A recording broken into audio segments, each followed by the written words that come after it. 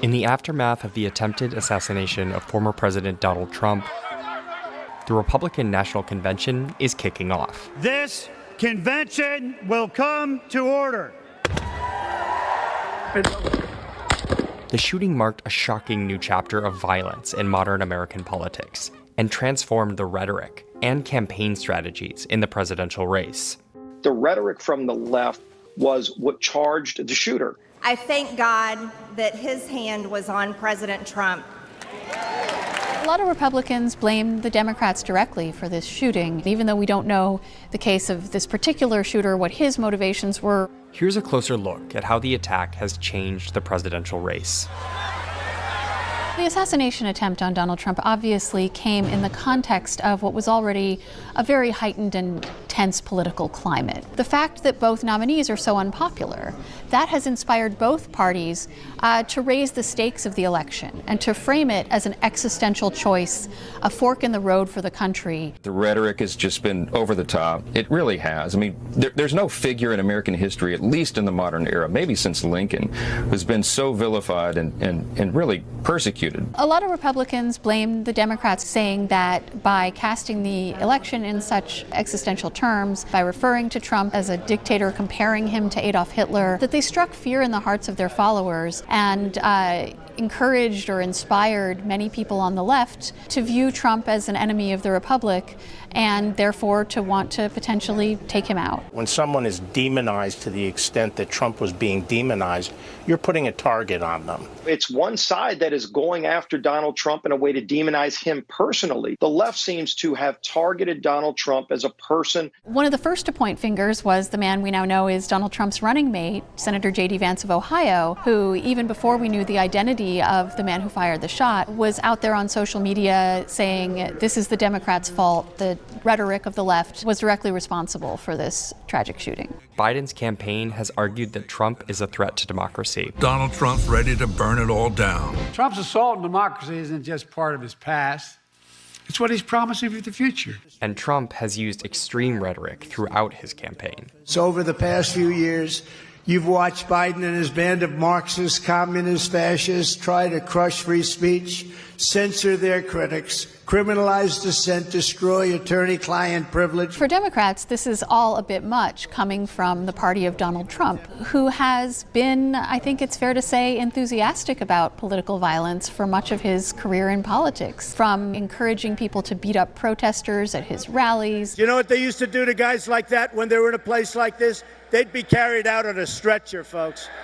To egging on the protesters who sacked the Capitol on January 6th, 2021. And they say that it's Trump as much as anyone who's led to this kind of a climate.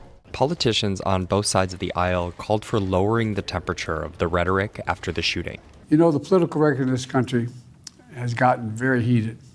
It's time to cool it down. But politics must never be a literal battlefield, and God forbid, a killing field. The sentiments expressed by the president in his remarks just now were very noble, and I hope they follow them, because if they believe it, they will scale back the rhetoric. The images of the shooting have galvanized Trump supporters. That picture of him standing up with a bloody face, a fist in the air with an American flag behind it, that's an iconic picture that I think will last a generation. If you strip the politics out of it, it really is just an incredible moment. The presidential nominee being gunned down, coming within perhaps a quarter inch of losing his life. And as he is being taken to safety by the Secret Service, he turns around, he raises his fist, and you can hear him saying, "Fight, fight, fight." So I think for many people, particularly, of course, Trump supporters, this is an image that they're going to rally around, seeing Trump as a sort of a martyr figure, someone who's been victimized and persecuted, someone that they believe the administration and the left have come after again and again, using all of the forces of the state and tried to eliminate in so many ways. And they see him as this triumphant hero who's rising from that fight and encouraging his followers to keep up the fight. The devil came to Pennsylvania holding a rifle, but an American lion got back up on his feet and he roared. So this plays into Trump's entire narrative that the left is out to get him, that everything that he's ever been accused of is a manufactured narrative intended to eliminate him because he poses such a threat to the system, to the deep state, to the left. For Trump's followers, who see him as this martyr figure, as almost a messianic figure, this is a very powerful image. I personally believe that God intervened today, not just on behalf of President Trump, but on behalf of our country. Many of the supporters that I talk to believe that they see God's hand working for Trump in this situation. And Trump has said this too. He's mentioned God many times in his social media posts since coming off that stage where he almost lost his life. If you didn't believe in miracles before Saturday, you better be believing right now. Our God still saves, he still delivers, and he still sets free. We all saw what seems to be a miracle. I mean, I believe that God spared him, and that bullet went just apparently a millimeter from doing real and permanent damage. Trump is truly blessed by the hand of God, being able to evade being assassinated. The attempted assassination came at a crossroads in this year's already tumultuous presidential campaign.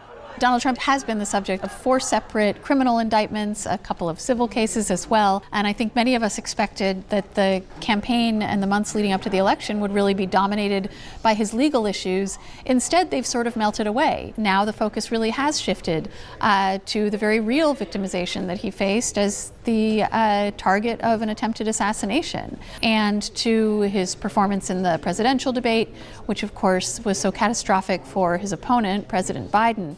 Biden's campaign, meanwhile, quickly pulled television ads off the airwaves and paused official communications.